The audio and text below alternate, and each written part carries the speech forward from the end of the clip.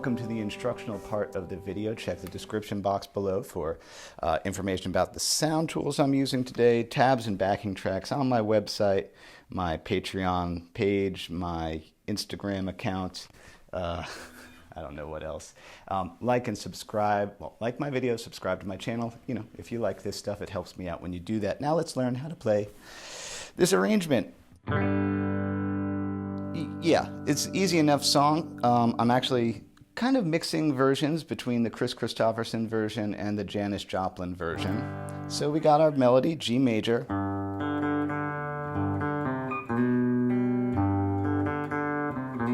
Yeah, I mean, I think you can see what I'm doing. I'm not even going to call them out.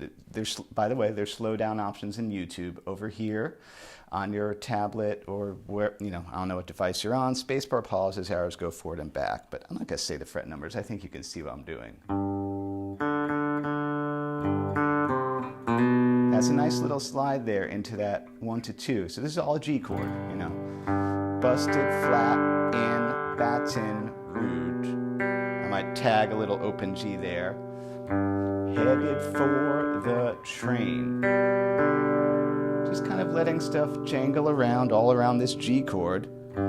Feeling nearly faded as my jeans is that little turn. You know, oh, oh, oh, oh, 3, 2, and then 3, 5. Because, yo, here's a D chord. So I'm getting an inversion of it. 5 and 4 there. And then I'm gonna, you know, a very classic first inversion of it. You know, again, cage shapes. If that's a D, here's also a D, here's also a D. There's only, hello, I'm Eric Haugen. I think caged is the best way to make sense of the fretboard. Everything. Everything. You know, if we're talking alt rock and roots rock, is gonna be, is it this, is it this, is it this, is it this, or is it this? For reals. Anyway, 5, 4. Little piece of the inversion there. You can see I'm on the A string, 5, 6, 7. No, wait, 7, 8, 9. Grab those 7 and 7s. That's a little out of tune. Why is it out of tune? Maybe I need to check my intonation. Who cares? It's good enough. Let's wiggle it. Ta-da, there we go. And then we're still hanging on a D chord. Bobby thumbed the diesel down. So now I'm thinking of this D here, and the melody is on the bottom. This is Carter style playing, which is another thing that I think is important and useful. Melody is on bottom, chord is on top. Interesting. You can see what I'm doing there, just grabbing a D. Then basically the same thing. Yeah, Bobby thumbed a diesel down just before it rained. Took us all the way to New Orleans. So the last little thing. And that's a G. So the first, that first, whatever, 8 bars, I was in middle position doing Carter style, and then just for whatever reason, I click over to bridge and do jangle style.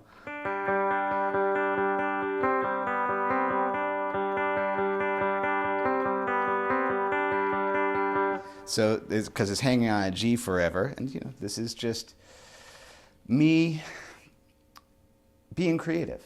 Just like, I love this song, I know guitar very well, this is how I have fun.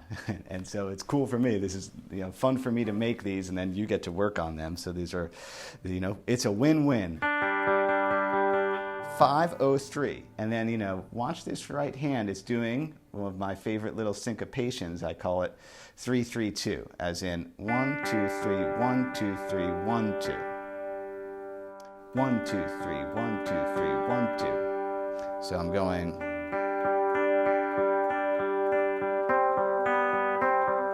And the melody is, you know, I took my harpoon out of my dirty red bandana. So I'm using this C note here on my 5th fret, and then that. So, you know, I'm seeing.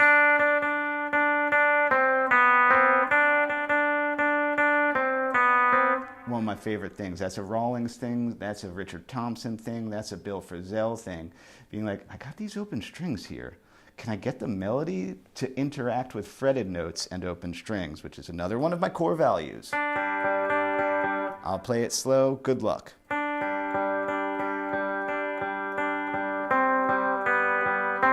There it was once, then it does it twice.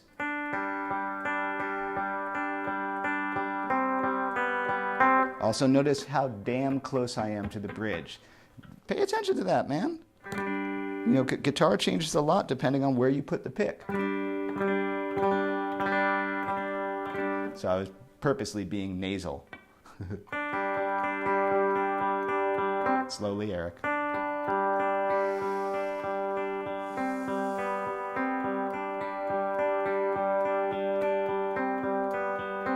I think you see that. Some people ask me, hey, Eric, what do you work on? Like, what do you, like, what? And like, by the way, you know, I don't want to say I'm lazy, but I know all the sounds that I like at this point. And so actually I focus more on teaching. And also my new thing has been breathing. Like being like,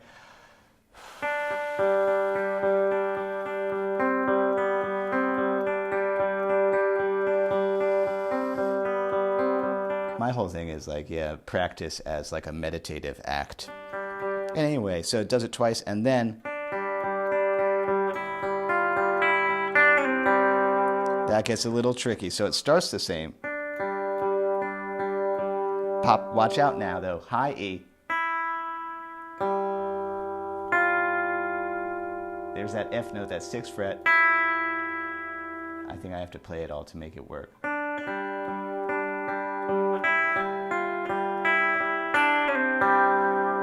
That is so cool, man.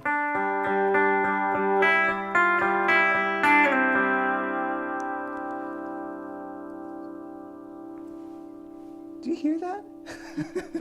You know, this is why I love open position and capoed playing. The notes just bloom together to create something that you can't do if you're just like.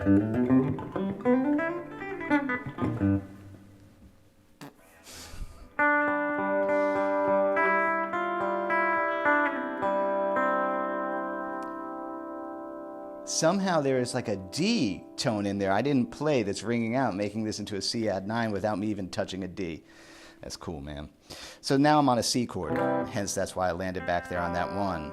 And then I do just a little hybrid picking. O and O, 2 and 2, still on a C chord. O, 1, 3, still hybrid picking. There's my little, you know, windshield wipers, clapping time. You can see that. 5, 3, back it up. And then there's that melody again, this time down here. You know, I know my G major scale.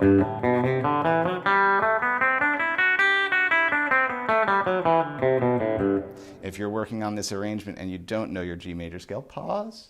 Go make sure you can play a G major scale.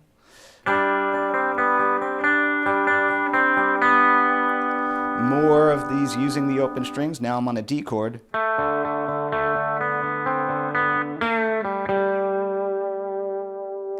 Again, there's overtones happening.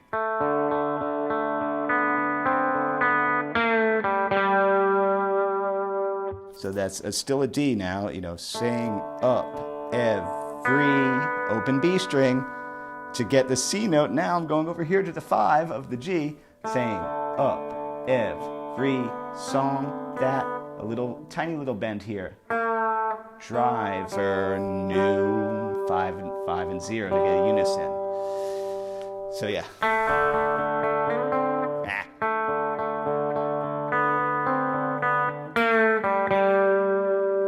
And there's like a little pentatonic with a flat 3rd crawl up.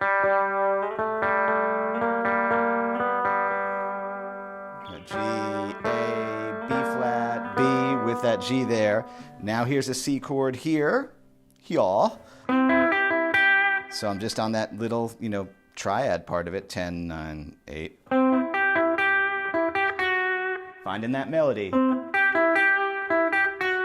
That's F sharp. I knew that would be in the key. And then there's a little pre-bend here on this 7. And so that was my C melody.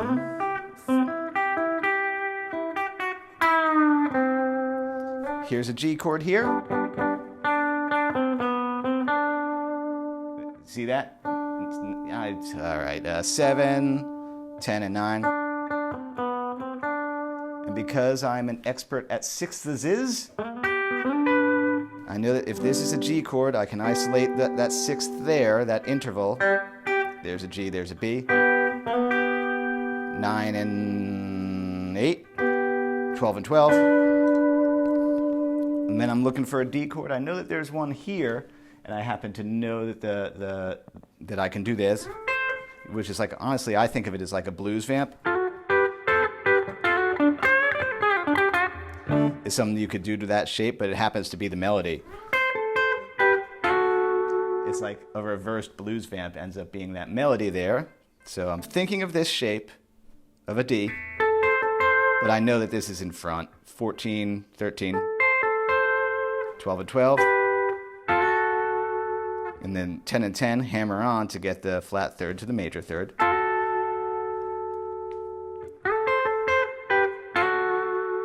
Where's that G melody? Oh, here it is now. You know, there's 8, that's a G, that's a B, bend it up to the third. That's Haugen, that's my lick right there. I don't know when I discovered that like, I knew that you could do B.B. King. Is actually built off of that, but if you go 3 frets higher, you've changed a G to a G7, because that's a D and an F, which is, yeah, that's one of my, you're welcome. 13 and 13, I'm hybrid picking that. I'm sure it's not like I invented it, I'm sure a million Nashville guitar players can do that and do it better than me, but I'll pretend I invented it.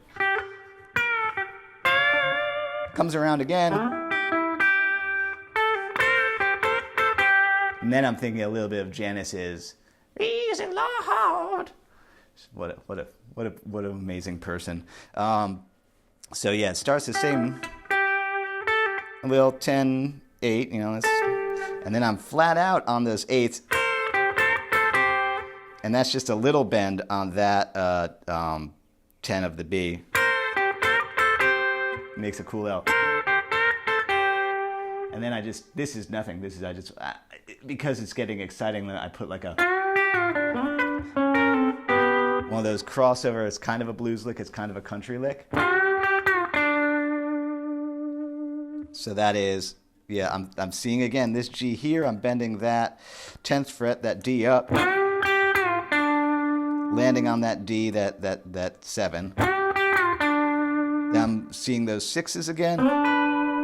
12 and 12, back it up, hybrid pick that, so that lick. First part, 12, 12, 11, 10, 10. That's a badass lick. There's a week of work for you right there to get that.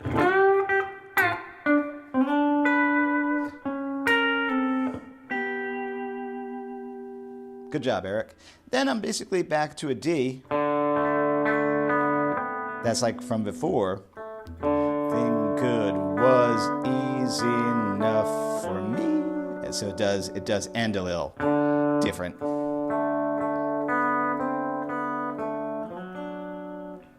There's a little sliding into the third of the D, the F to the F sharp.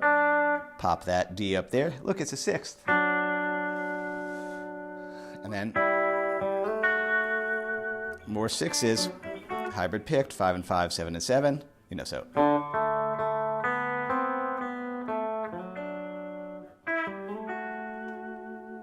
And then end. That's the same ending as it was before, before it got there. So, just to review, stuff you should be working on Carter style guitar. Playing very slow so that you can really, again, the thing I've been saying is place the notes, don't chase the notes. I'll say that again. place the notes, don't chase the notes. It's very tempting to just try and hop in with this and do it the way you saw the guy on YouTube do it and then suffer. You know, and this is something I talk about with my students all the time. You know, we gotta watch out who we're looking up to. If we feel bad that we can't do things as well as R.J. Ronquillo, Mateus Asado, Pete Thorne, all these great YouTube guitar players, you need to recognize these people are very special players. Like, you know, they can play circles around me and more likely not circles around you. That's okay though. That's okay. We just try and play well. Because I think I see a lot of my students suffer with like, I can't do this lick that I heard on this Merle Haggard record. And I'm like, well, no shit you can't. Those people are freaks. And we need to know that, like, looking, you know, it's very cool to look at these people and watch them play, but we need to know, like, I might not ever get there. I need to know that. So that's why a lot of my guitar heroes are not freaks of nature. That, like, even Dave Rawlings and Mark Ribot, and even I consider Richard Lloyd, like, I can hear in their playing that they have to work for what they get. And, like, I can identify with that so much more. And I think you can see in my videos, yes, I'm a very good guitar player and I'm very happy with how I play, but I'm not flawless. This isn't easy for me either.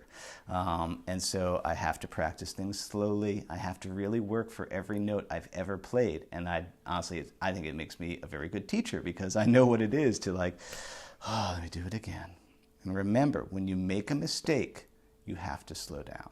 Because I know that I watch this happen all the time.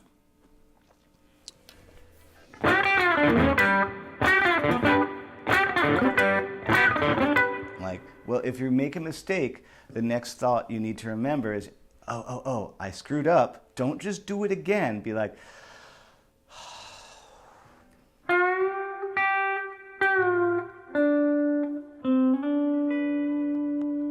that's your brain telling you to slow down, that, like, you need, that, like, oh, I made a mistake.